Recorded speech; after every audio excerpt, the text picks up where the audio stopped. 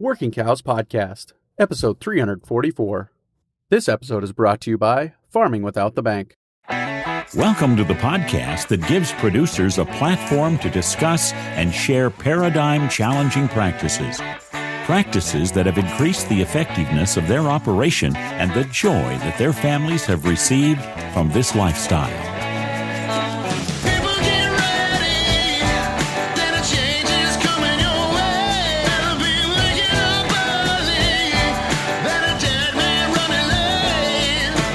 Howdy, everybody. It's Clay Conry, host of the Working Cows Podcast, recorded exclusively in the Understanding Ag Studios. And this episode is brought to you by Farming Without the Bank. None of you are farming like you did 100 years ago. Why are you financing it like you did 100 years ago? The biggest part of your operation is the money that runs through your hands, and you let someone else control that. The bank gets the final say in what you get money for and when you pay it back. For many, this is a great relationship, until it's not. Farming Without the Bank shows you how you can take back control of your money so that you can make the bank plan B instead of plan A. This is done by you creating your own banking system you own and control. To learn more, tune into the Farming Without the Bank podcast and go to farmingwithoutthebank.com to get the book. Once you've read the book, Mary Jo will meet with you one-on-one and help you determine where and how to get started. She'll most likely also touch base on some estate transition ideas, financing ideas, business growth or startup ideas, and many other things she has experience with from helping thousands of farmers and ranchers like you. So go to farmingwithoutthebank.com to get the book today and subscribe to the Farming Without the Bank podcast. Very excited to be joined today by Jeremy Engh. Jeremy is on the United States board of the Red Devon Association, and we're going to talk to him today about the deep history of the Red Devon breed. We're also going to talk to him about the 2024 World Red Devon Congress Tour. This year marks 400 years since the arrival of the Red Devon breed in America to the Plymouth colony. And so we're going to talk to him about just kind of some of the significance of that, but then also about this tour that they're taking, starting in Florida, working its way up the East Coast and into Ohio and New York, and then finishing at the Plymouth colony, the Plymouth Patuxent Colony Living Museum there, and their banquet that evening. So pretty amazing opportunity. So check out the show notes page for today, workingcows.net/344 if you're interested in being a part of that. I know it looks like a great opportunity even to take the kids along and just get some living history and see some of that. So would highly encourage you to check out the show notes page for today. And we'll talk to Jeremy about that and more. So Jeremy, thanks for joining me today on the Working Cows podcast. Thanks for having me, Clay. Yeah, I really appreciate the opportunity. Steve, one of your board members, reached out to me and told me a little bit about what you guys got going on, and excited about that. And then we had the chance to meet this afternoon and talk a little bit about the Devon breed itself and some of the events you guys have coming up. But that's kind of where I'd like to start, is on the Devon breed itself. And I think it's always fascinating to me to recognize the deep history of how we got where we're at now in the American livestock enterprise. And so I'd like to talk a little bit about the Devon breed itself and how it got to America and some of the history that you're aware of prior to its arrival in America. So if you want to treat it chronologically and start at the beginning of what you know, that'd be great, or jump in at the high point and we can flesh it out in both directions from there. Either way is fine. Sure, absolutely. And really appreciate the opportunity to tell our story on your stage and share what we're so excited about with your viewers or your listeners rather. Sorry, here on the Zoom. But the Devon breed is typically known as the oldest breed of record, meaning we have traceable pedigrees that go back to England and to the 1400s. So the Devon cattle are typically regarded as Boss Long and Friends, more closely related, of course, to the Boss Taurus breeds of England, and came to England via the tin trade from the Romans.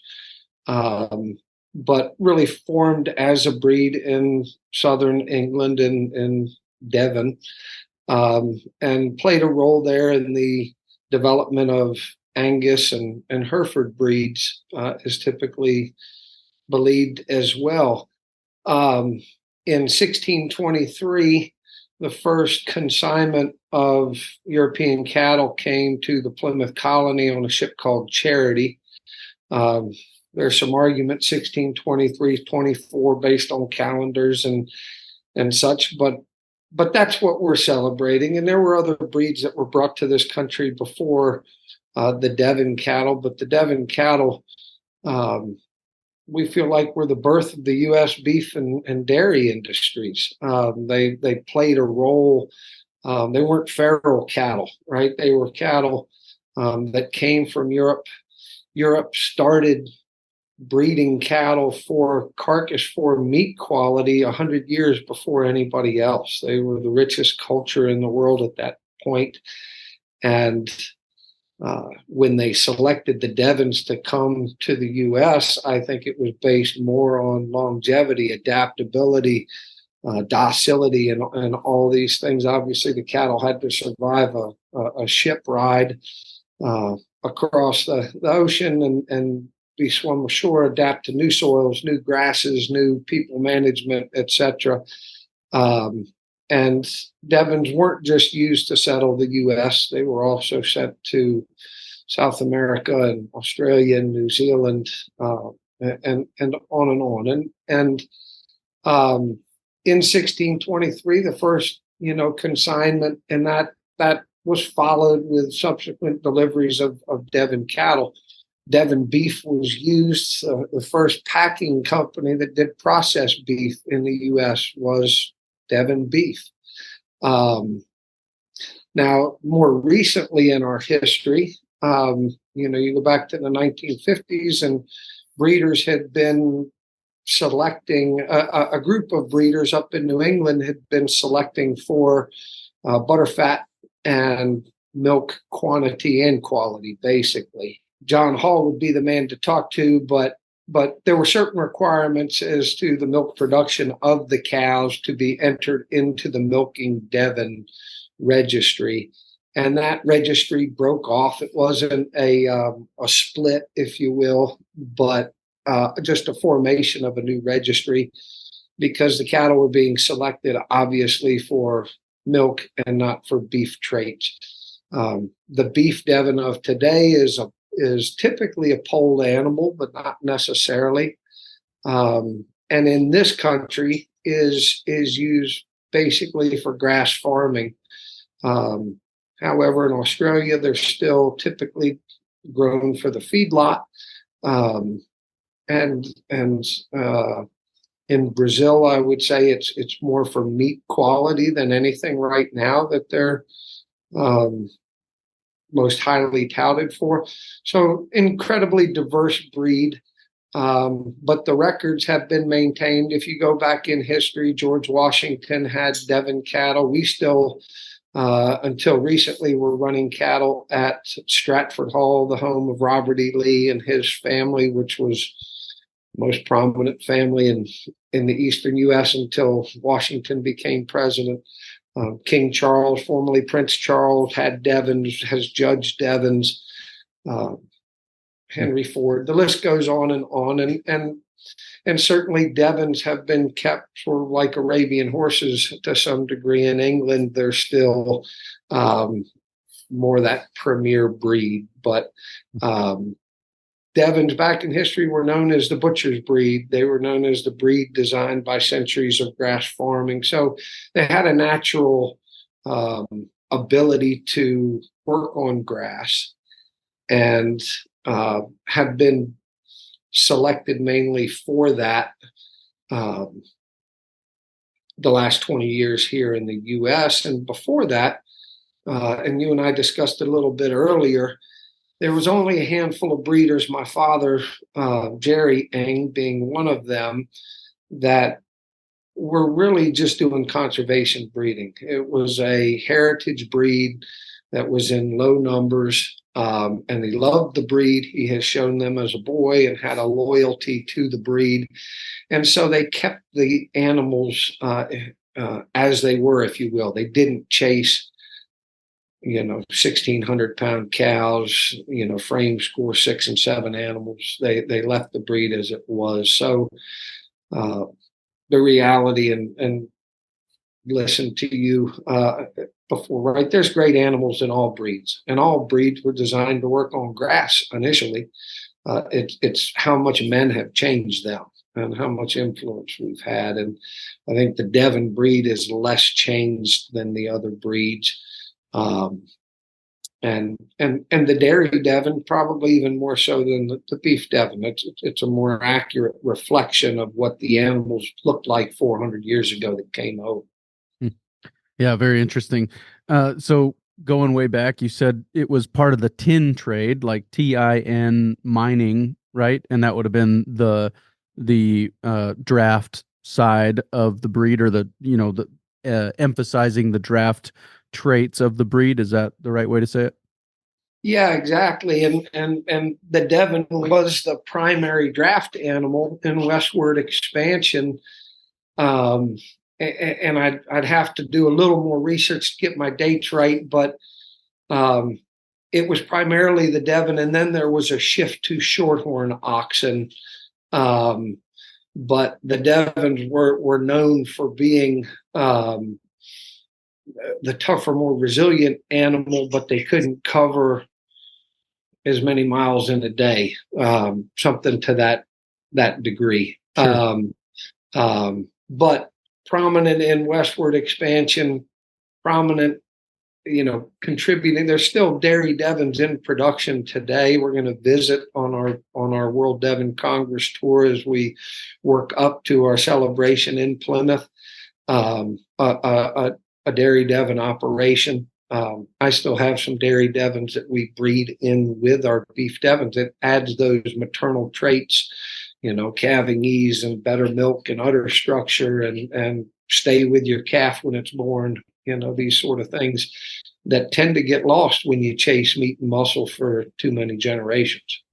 That's interesting, and we'll get to that in a later portion of this conversation. But yeah, so and it makes sense, right? This breed that is good for milk, good for meat, good as a draft animal would be part of the westward expansion, because they were literally carving a living out of the land in those days, and they wouldn't have been able to take everything or 3 different animals, or even if they could, they'd rather take one animal that could do all 3 things, and then you just see the utility of those animals and their ability to do those 3 things, and it makes a perfect animal for that early pioneer type of critter that they needed to do what they had to do. Absolutely. I bought a herd of dairy Devons probably 15 years ago now that had been hand milked up in New Hampshire, and I sold them off one at a time to homesteaders, people that want a family cow that they can milk and feed their family, but they bred it back to a polled beef Devon to add meat and muscle to that calf. And, you get enough milk out of that cow if fed properly to feed your family and raise the calf. And so just what you said, providing both meat and milk to the family obviously requires a level of management, and that's not typically something that's 100% grass fed, but it could be, right? Mm-hmm. So do you have a sense of the ebb and flow of the popularity of the Devon breed from 1623 to now? Do you have some kind of sense of that? Yeah, absolutely. I mean, it was slow but steady growth, and I would say was of course now we've got a lot more breeds than we did back then, and I won't throw stones, but I go online and people are comparing Devons to a breed that only has existed for 10 or 15 years, and when you talk about genetic impact on heterosis, which is the real cattle industry, beef industry in this country, right, is crossbred animals. Well, you get more genetic punch with a purer strain of genetics. And anyway, that's another subject for another day. But if you go back far enough, right, there was only a dozen real breeds that were in this country, and Devon did as well as any of them. It wasn't until the feedlot craze that things changed. And ironically, right around 1980, a handful of the biggest breeders in the country, Devon Acres was the largest one, and they signed a contract and crossbred everything to Brahma cattle, and the herd disappeared. The other big herds, there was some divorces, there were some deaths, but herds just were liquidated, not to any real fault of the breed. When they were looking at developing a lot of different breeds, Santa Gertrudis, Beefmaster. Of course, we have the South Devon today, which goes back to a Devon and they think a Guernsey cross 50 generations ago. But what they always ran into, and more recently with the South Pole, Teddy Gentry was looking at the Devon as a cross in there, and there just wasn't a big enough pool of genetics, and that's why they went away from the breed. But if you look back at the performance data that's out there, and you've got to go back to the 70s and 80s to get anything that was that the Devons had big enough numbers to participate in, they always did really well. We sent animals, my father, much more than me, we sent animals out to feedlots in the 90s that was the only place you could get carcass data back then. Your local butchers wouldn't get it for you, and you couldn't get an ultrasound tech to come to you. So we would send cattle out there every year, and every year we would the cattle would finish faster than anybody else's. They would grade higher than anybody else's, but we would get no premiums at all because our little 11 and 1,200 pound carcasses didn't qualify us for any of the premiums.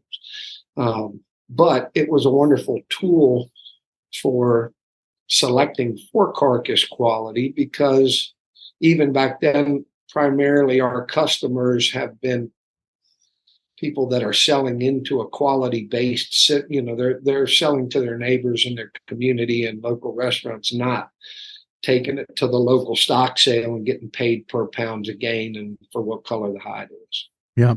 So I'm very naive or ignorant of breed associations and what goes into registering cattle and what kind of measurements or statistics they would have necessarily. But do you have a sense of how much how similar the Devon today is to what came in 1623 or even back to the records that started in the 1400s? Is there any sense of how similar these animals are to what they had then? I think so. I mean, we have pictures. Of course, today we have video and we have lots of different measurements. But before this, we had pictures and weights and measurements. And before that, we had artwork. And, you can certainly say that artwork can be manipulated, but nowadays pictures can probably be manipulated just as easily. And even that, you let me take 100 pictures of a sorry looking bull and I can probably find you one that makes them look halfway decent. Right. So if you look at the artwork and what we have of the time, the modern dairy Devon looks a whole lot more like those animals that came over. But, again, the breed was so adaptable. So yes, westward expansion certainly they played a role in that. But you also had this group that went up to New England that was still making draft animals, but focused solely on, not solely, but focused on milk production. They obviously still needed fertility, conformational correctness, etc. And then, of course, you had breeders that bred for pounds and carcass quality and carcass quantity, and again, the Devon are smaller, but we can create great big Devons. There's Devons in feedlots in Australia as big as, we can create whatever we want. But in my experience, work with nature, not against nature, and be observant and see what works. And so try not to change too much. Yeah. But, because we are recording information, I like the bigger the better. If you can produce a calf that finishes on grass in 2 years or less and grades high choice, sure, I'd like you to add another 100 pounds, as long as it doesn't cost me longevity, fertility, etc. So the beef animal has certainly developed over time as well. We had the same problems as some other breeds. The first polled Devons didn't have any rear end at all, similar to other breeds. And it took 30 years before that changed. Now, the polled Devons are every bit as good as horned Devons out there. And again, there's good animals in all breeds. There's some sorry Devons out there, right? But, it as a breed, and I think if you plucked the 10 average Devons out of a lottery and dropped them in the middle of a pasture with 10 of everybody else that owned grass, they would outperform the competitors and from a meat quality standpoint. But again, we'd probably lose the adjusted yearling weight and the hip height competitions. Yep. And I think that it's so interesting to me, and I don't know that we'll ever crack the nut totally, but it's so interesting to me that it's really hard to change one thing without affecting other things, right? Like you mentioned, you get rid of the horn and you lose the rear end. I've talked to other people who talked about, just actually a couple of episodes ago, talked to a gal who was grass finishing Scottish Highlanders. And she said without horns, they're incredibly intolerant to heat. The horns play a role in helping them be heat tolerant critters. And so it's just all these kinds of things that you really can't change one thing without really affecting everything else. And so I think that a breed that has really attempted to stick to, what the animal is in its natural environment is going to be better. Can you contrast a little bit the milking Devon and the beef Devon and some of the differences from a structural standpoint that really stand out to you? Sure, absolutely. And I mean, to your point, right? So this is the same breed that this group of individuals selected for dairy purposes and this for beef purposes. Well, the modern dairy Devon takes 3 years to finish. The modern beef Devon takes 2 years to finish. The modern dairy Devon certainly is going to give you more pounds of milk per day and have higher nutritional requirements. I breed everything at a year to calve at 2. Well, if I have a half dairy Devon mixed in with a beef Devon, I'm probably going to have to wean that first calf early or give her an extra couple of months before I breed her that first time, because she's going to pour more into her calf. Australia just got out of this 18 out of 20 year drought, right? And so what the cattlemen over there are telling me is all the moderate to heavy milking genetics are gone. Right. They couldn't breed back. They couldn't make it. So, now the dilemma is, well, we want to put some milk back in, but we don't want to put too much milk back in, because if we get another drought, right? And so, managing the cattle for the environment, certainly something you've talked about with others, and that's huge. But again, I think where this breed works so well in different environments, but you've got to select from within the breed for that. And if I was to stand to a dairy Devon next to a beef Devon, certainly I'm going to see a more dairy type animal. I'm going to see the hip bones and the chine bone more prominently in the dairy Devon. Dairy Devon seem to have a slicker hair coat. I think they have a little bit of a longevity benefit. They tend to last a little bit longer. I think they have a little bit higher disease and parasite resistance. I think they're more true to that original, shape and form. The beef Devons, I think, are you can't say docility because they're all so quiet, but obviously polled animals are easier on each other than horned animals. And we've got herds of both, and I don't ever fear for anything with the horns, but what they do to each other. And but I think those are the main things. Is, of course, with a beef Devon, you're going to get more beef. I don't even think you necessarily get better beef. I think you get really high quality beef from both. Just like I think the benefit of the high quality milk plays a role in the beef end of things. It's ironic. I've done 100 different YouTube videos on our channel, and you try to be educational and teach, and you get 12 views. Well, I have one of two pigs nursing off a Devon cow, and I'm talking about the best pork in the world comes from Devon milk, and that's the one that gets 20,000 views, right? Yeah. The joke stuff, but again, it plays into that docility and the rich butter fat in the Devon milk.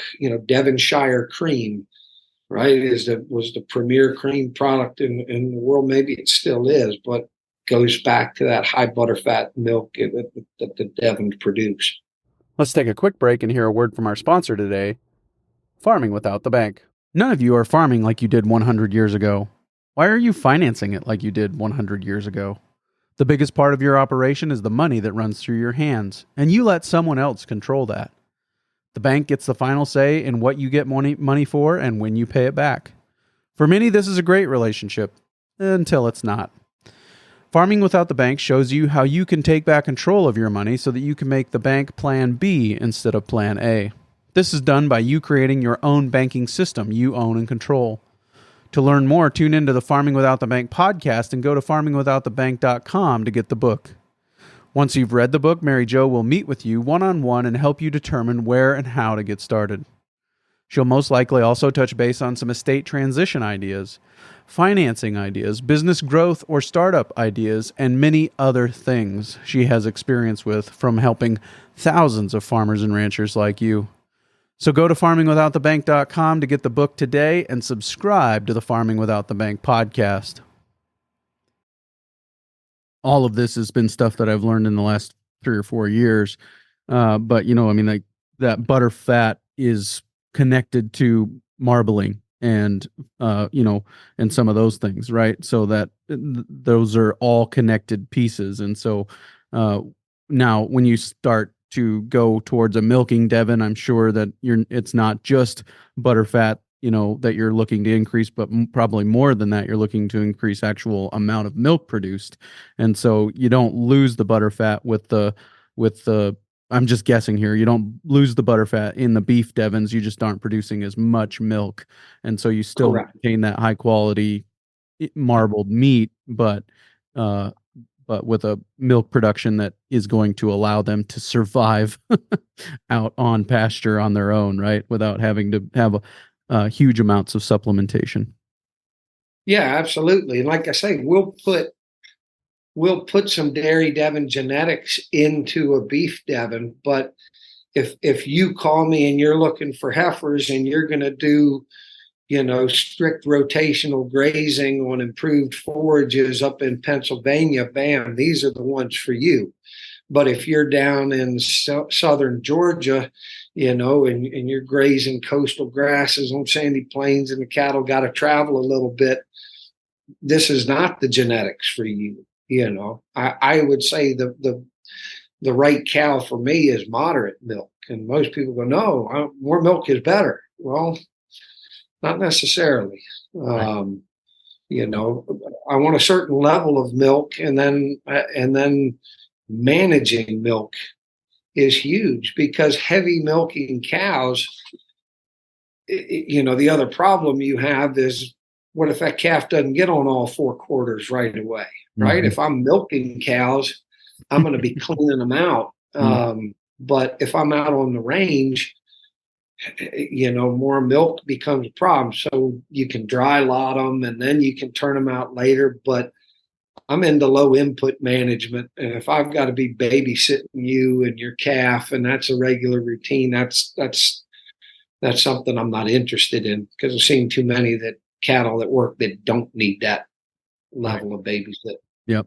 And they become generational, right? They're creating the next generation that's going to also need help. And then Pretty soon, like we talked about before, pretty soon cows aren't working for me, I'm working for them. And so that becomes a problem, at least in my mind. No, absolutely. And I've done a fair amount of consultation work over the years. And when Devons were bringing a really high price, 15 years ago, people won't let go of that cow because they spent 10 grand on her. And, now not only are you working for them, but you're indebted to them for some reason to, give them one more try and give them one more try. And as you say, what are you creating then? Now you're keeping infertility as well as management problems. Yeah. Yep, for sure. So you mentioned a couple of times here the World Devon Congress Tour. Can you tell me a little bit more about that?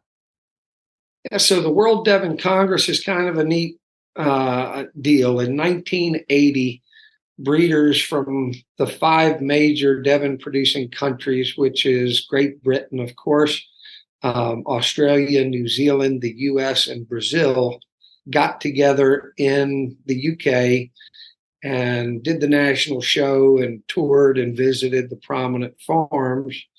4 years later, they did the US and rotated through those 5 countries. So you do the math, every 4 years, 5 countries, every 20 years, since 84, they've been here. So 2004, when I was a boy, I can still remember, I didn't care as much about the cattle at that point, but had a great time with the international guests and touring and visiting. And I've been blessed to go to those countries on the tour. We had foreign exchange students from Brazil stay in our house. My sister went overseas when she was in college, and just have formed these lifelong friendships doing this tour. And kind of the coolest thing is you go view these cattle with expert cattlemen from around the world that aren't selling anything, right? If you're from Australia and we're looking at a ranch in Pennsylvania, you don't have a dog in the fight. So you get the real honest feedback, but also, they're in a totally different environment. And so are they looking for bigger, smaller, longer, heavier milk and less milk? And so just kind of, complete your education, if you will. As I said before, I do consultation work. First time I went out to Bill, Wyoming to do a consultation for a gentleman, I said, I can't take your money. I don't know how your cows are alive. There's nothing here to eat. I am so far out of my element. I'll judge your cattle for nothing, but you gotta forgive me. And I learned real quick, you better learn, where you're going and about the environment, because that plays a huge role. And so anyway, 2024 is around. It's our turn. It coincides with 400 years of Devons in this country.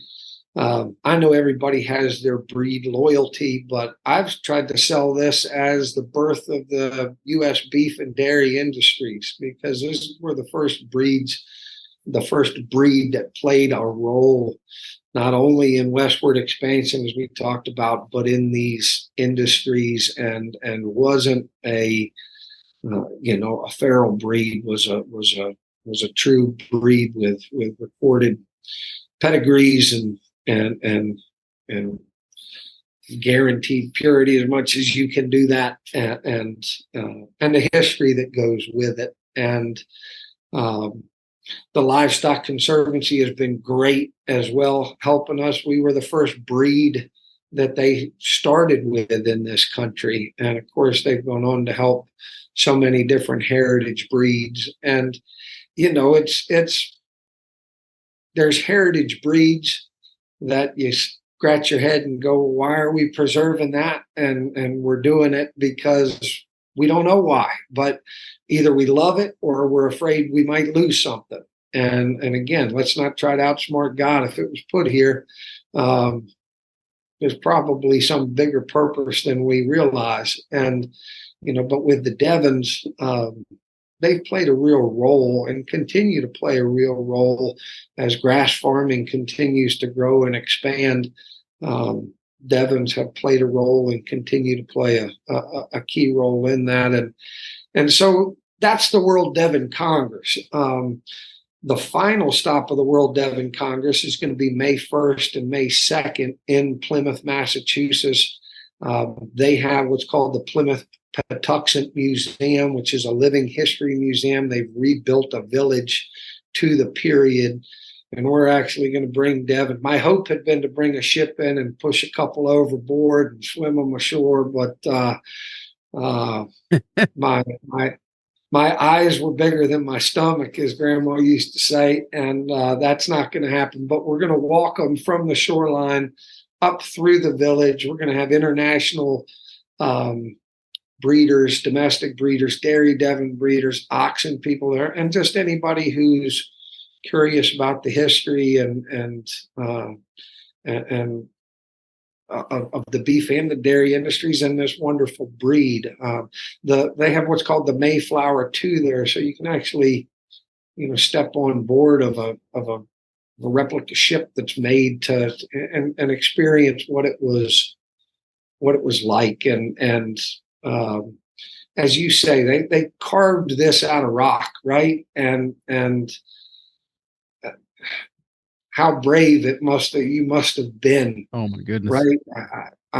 I'm a veteran, and veterans get lots of support and well deserved, and I love it. But I go, man, I had the whole U.S. government and military behind me. We had night vision and state of the art, this and that. These guys got on a whole wooden ship and came to America and had no idea what they were in for. And they brought the Devon cattle with them for a reason.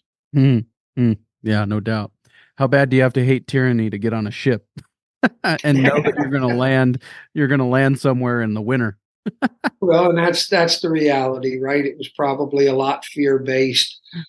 Can't get any worse than this. Yeah. And that's a shame. But how much do you have to trust God, right?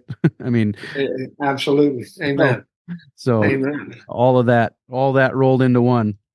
Fearlessness, faith, disdain for tyrannical governments, all of that was rolled into that whole thing. But yeah, no, I really appreciate that. And I think that you're maybe burying the lead here a little bit, because the tour starts in April, right? The end of April in Orlando, and works its way up the kind of the East Coast and into Ohio. I see some stops there. So, I mean, it's an amazing opportunity. And do you have a feeling for kind of the participation level on the tour itself? Yeah, numbers are still rolling in. If you go to reddevonusa.com is the association website, and there's links on social media and with other places as well. But Red Devon USA is of course, the one that pops into my head. There's not only a registration link, but you can see the websites of every place we're stopping. And yes, we're visiting 10 different Devon destinations. We're going to see different types of production system. We're going to show and celebrate the diversity of this breed. We're going to see them working in the deep south. We're going to see them working in the far north. We're going to see beef Devons. We're going to see dairy Devons. We're going to see some oxen.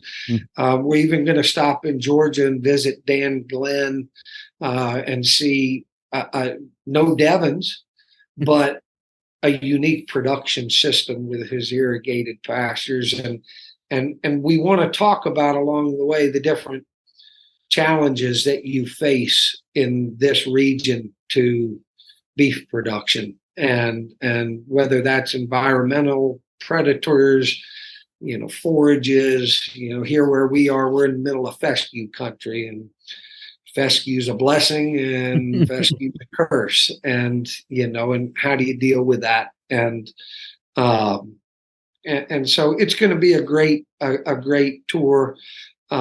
We've tried to set it up to be educational, so you're not just visiting Devon operations, but you're seeing sustainable operations that are using products off the land. We're going to stay at the Biltmore in North Carolina. Everything in their restaurant comes from their local production,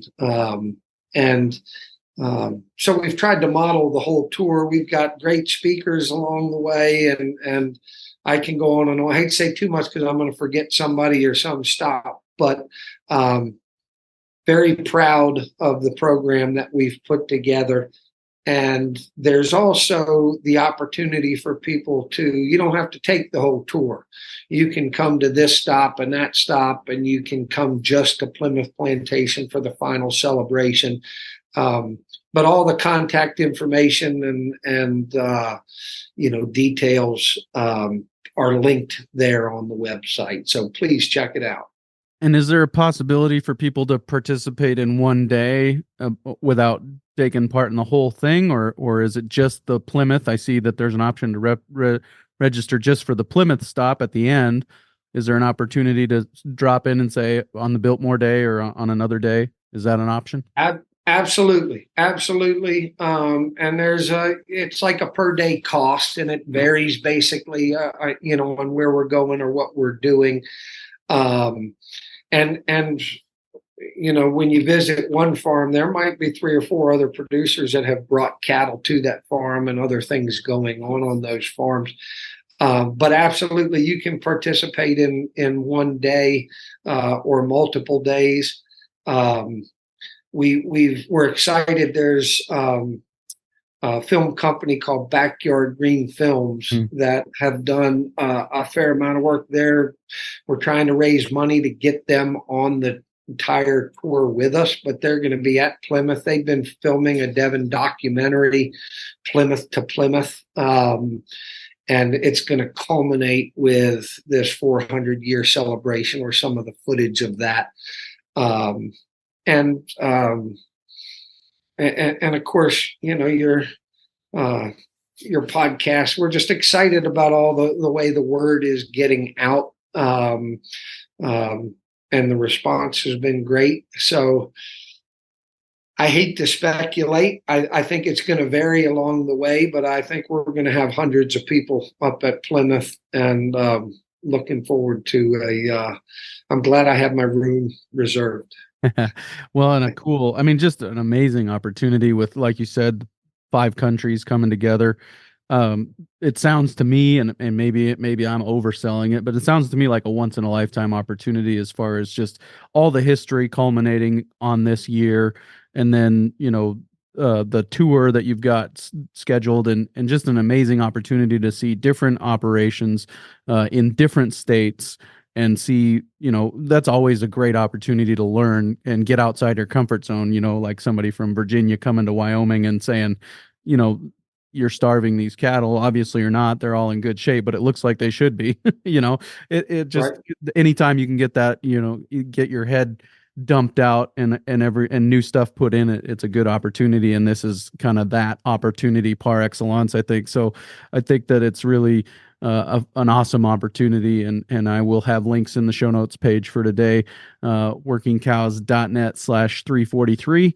Workingcows.net/343 is the show notes page for today. You can go there, find links to the Devon tour, the World Devon Congress tour, and go and sign up. And it looks like, an amazing vacation opportunity to take the family along. I'm thinking as a homeschool dad, what would be better than taking your kids to Plymouth and getting them exposed to all of this history all at one time. And so, yeah, it sounds like a great opportunity. So, really, think it's something that people should consider, and would love to see some people from the podcast be a part of it. So really good stuff. I'd like to just circle back around as we kind of point towards wrapping up here to the Devon breed again, and kind of finish where we started, but more talk about the actual cattle themselves, some of the distinctives of the cattle themselves, the size, the efficiency, and some of those things. And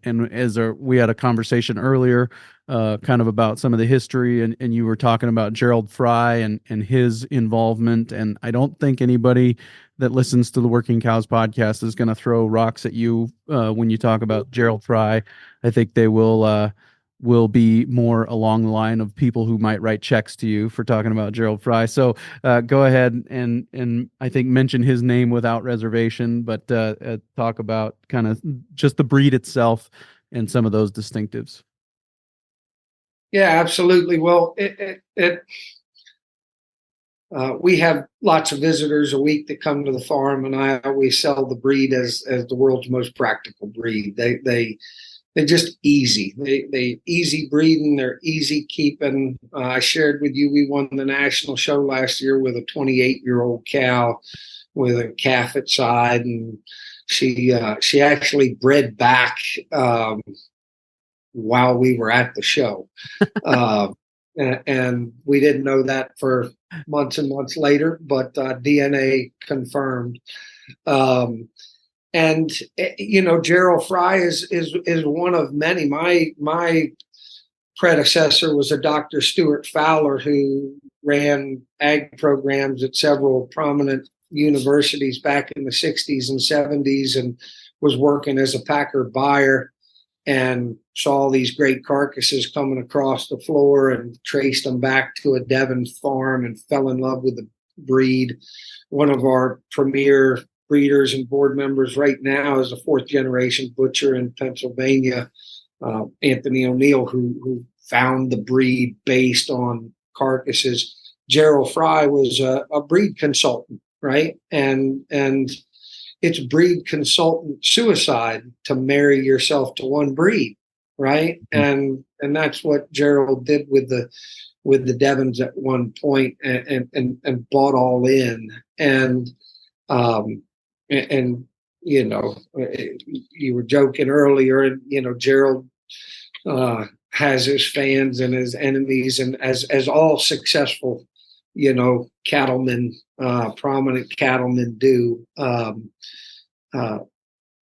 But he knew good cattle and recognized the qualities of the breed. And I can remember showing him Devon cattle early on, and just his reaction to the ultrasound scores and the linear measurements that he was getting off these cattle, and how quickly he was picking out his favorites and seeing how much they cost and which ones he was taking home with him. And it continues to that today. I've never met anybody that bought Devon cattle and then got rid of them because they didn't work. I've seen people get out because they got too old, because they were moving, because they were changing directions. But the Devon cattle work. They're why did they bring them on the ship? Obviously, they needed adaptability. They were looking for the meat and the milk and the plow, but that longevity, that easy breeding, easy keeping. When you wean we keep calves on the cow 10 and a half months, and give the cows barely 30 days to recover before they calve again.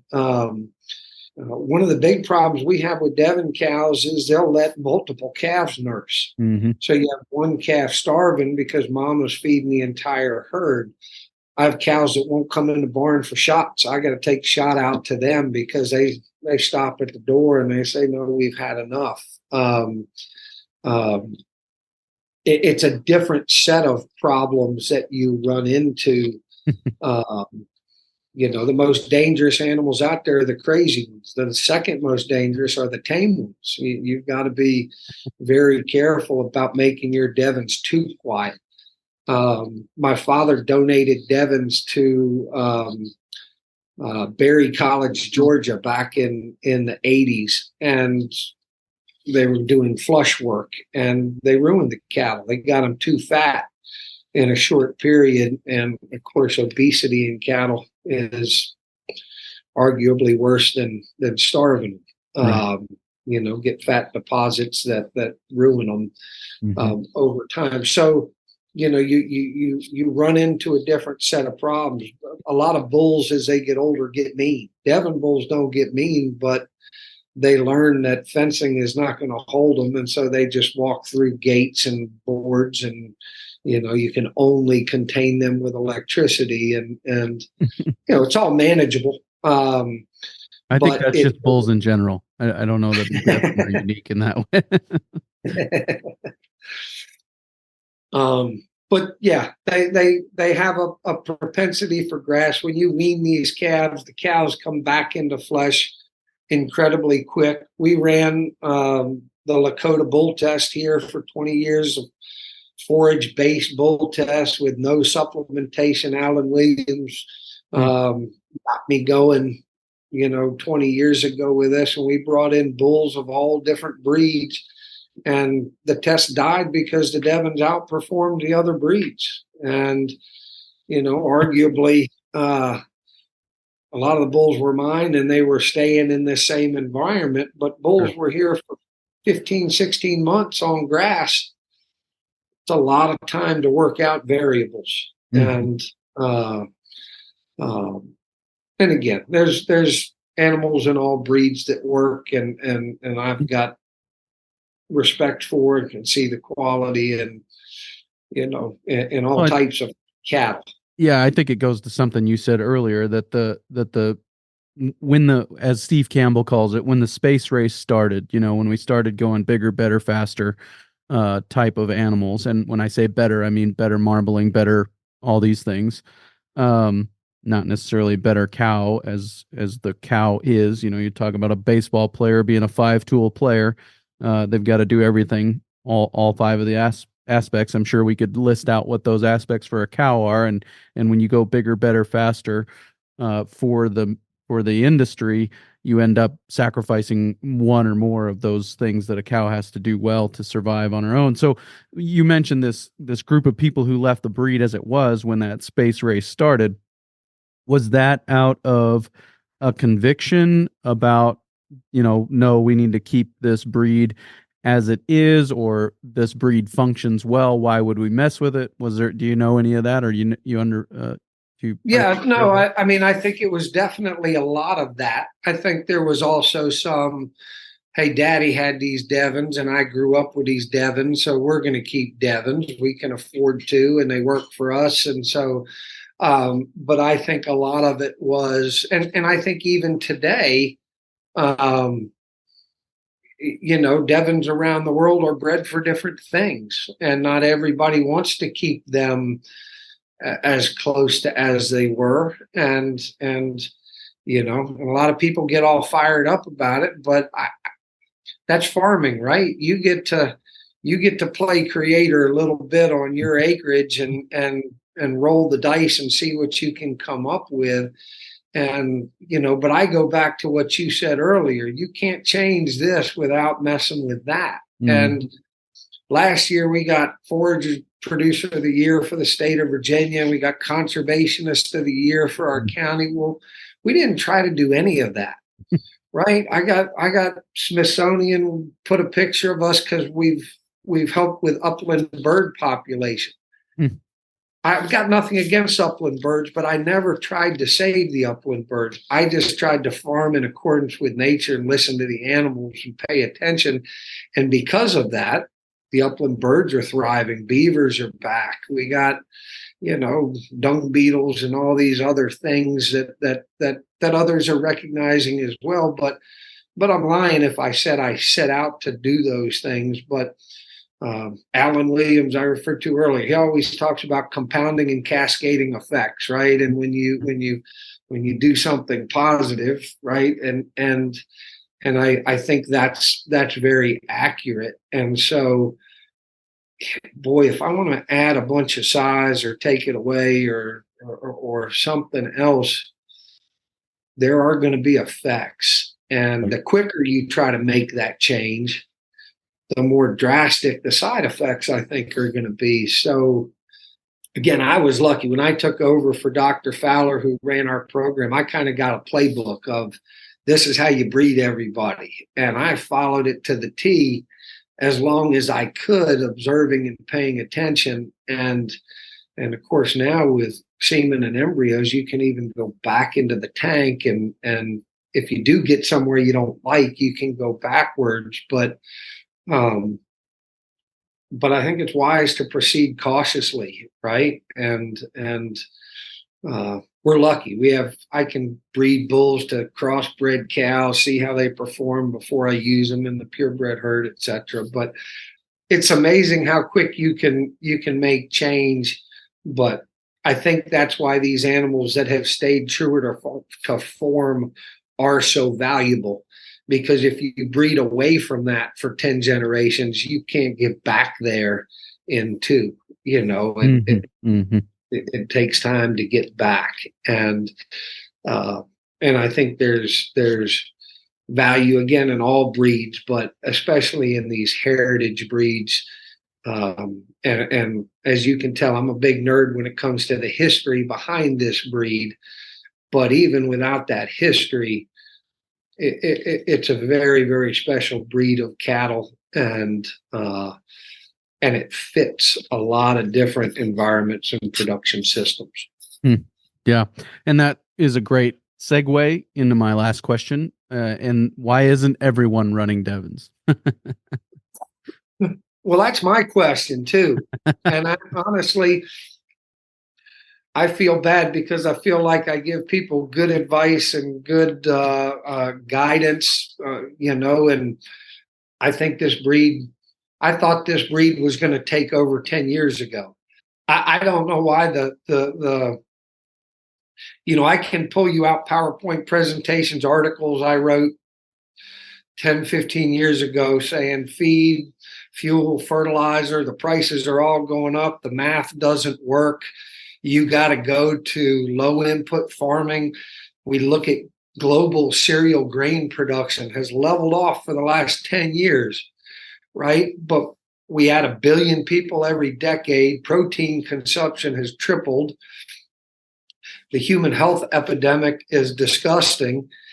And we need animals that can convert something we have an unlimited supply of, like cellulose or grass, into usable human energy, glucose, and ruminants are the answer.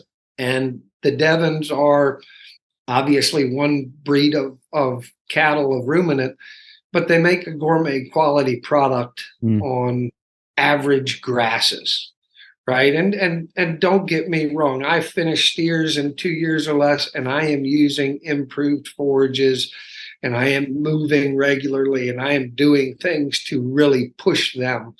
But that 28-year-old cow that I told you about, she hadn't seen an improved forage in her life, right? She'd never seen grain. We need a breed of cattle that can work on moderate rangeland and produce and sustain and rebreed. And there are other animals that check that box, but the Devons at a high success rate check that off, and at the same time don't want to run you over, don't want to run away from you, and give you that gourmet experience. Well, and the economics of agriculture being what it is right now, in large part due to the fact that the government has its hand on the scales in a big way, means that livestock, specifically cattle production, is going to be done on what's left over after the grain farmers are done using the ground, right? Either we're going to use it in their dormant season, or we're going to have to use ground that they can't use. And that ground is going to be, by and large, ground that produces grass that isn't, isn't the most powerful thing out there, and so we're going to have to use that ground to grow cattle, and that just happens to be the ground that they thrive on. And so we're going to have to find cattle that can do that well, and those are the low input cattle, and that's, kind of sounds like what the Devon breed is. Do they do well? I mean, the tour is an Eastern based tour, and I'm sure you could have toured all of America, but it would have increased the cost even more and all those things. But do they do well in lots of different environments, including the West and other places? Yeah, absolutely. We have breeders all over the country that are thriving, and if you go to reddevonusa.com, again, you can get a breeders list, and I can start naming names, but again, I'm going to leave somebody off. But and you mentioned Steve Campbell earlier. Steve certainly is in touch with a lot of breeders out in that region, as well. I say that region, that third of the country, if you will, that are doing very well, and I'm happy to share with people too if they want to reach out. But I was down in Texas, earlier this year with a man who's got a herd there in Texas, and his cousins are in Mexico and have been using Devon successfully in crossbreeding now for a decade, and are starting to get purebred Devon cattle going there, working with groups up in Canada, and Devon numbers up there continue to expand as well. I remember last year I was reaching out to breeders, and I said, I get questions all the time about Devons in the Deep South and in the North. Can you send me a picture? And I think it was end of April, early May, and a lady named Jenny Carl in Montana, right in Yellowstone, right? Everybody knows Yellowstone these days, right? And she's right there. And she sent me a picture, and the cattle are in like 6 feet of snow that had fallen that morning. And she's like, yeah, they handle it pretty well. I always tell this story. I had to go up to the northernmost, the highest elevation up in Maine. This man was getting divorced from his wife, and they were splitting assets. And he said each cow was worth $500, and she said each cow was worth $5,000. And the lawyers agreed that I'd come in and value the cattle, and they'd use that, right? And I got to this place, and there was 30 feet base of snow. This guy told me they had to bury water lines 9 feet deep in the ground. Mm-hmm. Anyway, I'd get in my rental car and I'd get all bundled up, and I'd go out and I'd look at a cow. About 2 minutes, I'd go back, get in the car, thaw out, write down my notes, get all my gear back on, and go out and do it again. Fortunately, they only had like 15 head of cattle. But the whole time I'm doing this, and this guy was feeding hay, right? So they had this kind of warmer patch on the ground but didn't phase these animals in the least. And anyway, I can go on and on. There are bloodlines that work better in the Deep South and in the far North, and that milk better or produce better carcasses, bigger carcasses. And there's myself and others in the breed like Steve that can help you select those genetics. But we have genetics that'll work in every single environment in this country, and that are right now as we speak. Yeah, very good, very good.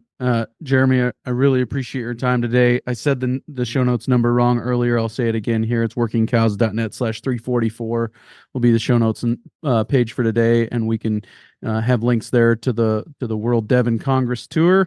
And it looks like a great opportunity. And I really appreciate your time today. Thank you so much. Well, thank you. And thank you for what you do. And I got to say, I was first introduced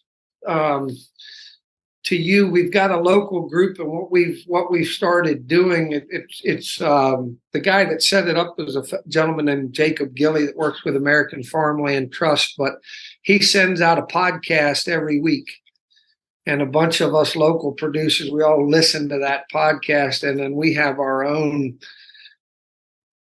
roundtable Zoom call and discuss the podcast, and it's really been fantastic to, one, follow up on, continue what you guys have done, right? You guys get people thinking outside the box and talking about these different production systems, et cetera.